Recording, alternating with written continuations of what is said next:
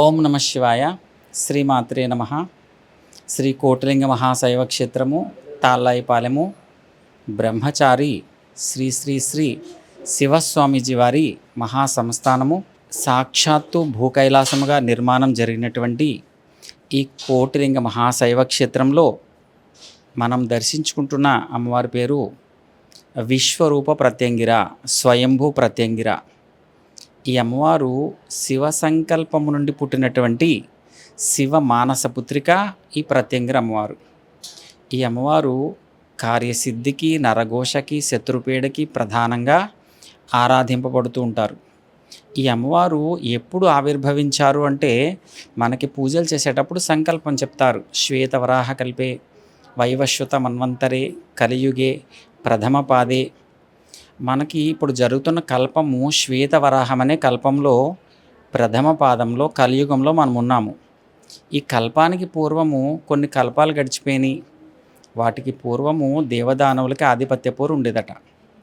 అట్టి సమయంలో ముక్కోటి దేవతలు కూడా దిక్కుతోచని పరిస్థితులలో ఆది పరాశక్తిని ప్రార్థింపగా అమ్మవారు ఈ విధంగా ఆవిర్భవిస్తారు.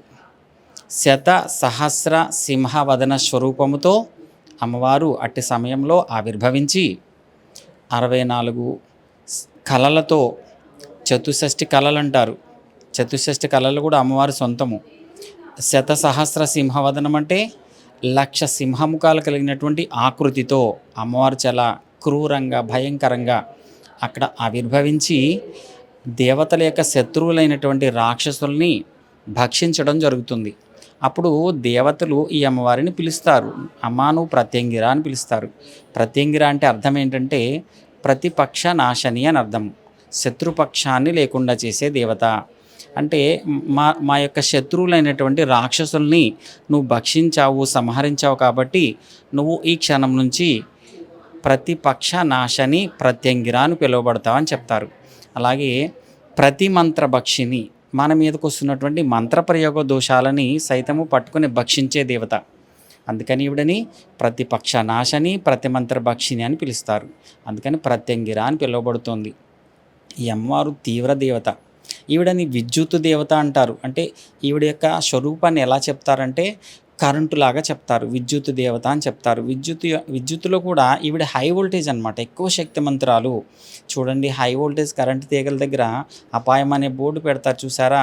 ఈ దేవతల్లో కూడా ప్రత్యంగిర అని ఆ విధంగా చెప్తారు. ప్రత్యంగిర అమ్మవారి ఏ పుస్తకం మీరు చూసినా ప్రత్యంగిర చేసేవారి పంచన ఉండరాదు అని చెప్తారు. ఎందుకంటే అమ్మవారి యొక్క ఆరాధించే వాళ్ళు అత్యంత శక్తివంతమైనటువంటి వాక్శుద్ధి కలిగి ఉంటారని దాని అర్థము.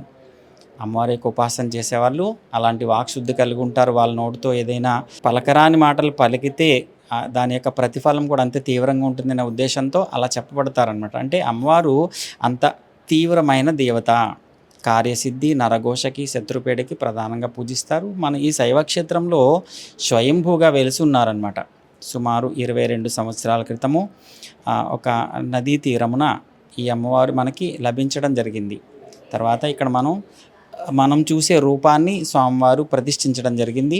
అప్పటి నుంచి కూడా క్షేత్రము చాలా వైభవపేతంగా మారిపోయిందనమాట. భక్తుల యొక్క మనోసంకల్పాలు నెరవేరటము, భక్తుల యొక్క కార్యాలన్నీ జయం కలగటము, ప్రతిరోజు విశేషంగా భక్తులు రావటము, పూజలు చేసుకోవటము, వాళ్ళ యొక్క మనోసంకల్పాలు తీరిని అని చెప్పటము, వాళ్ళ కానుకలతోటి ఈ యొక్క దేవాలయం చాలా అభివృద్ధి చెందుతుంది. ప్రతిరోజు కూడా పిలిస్తే పలికే దేవత ప్రత్యంగిర.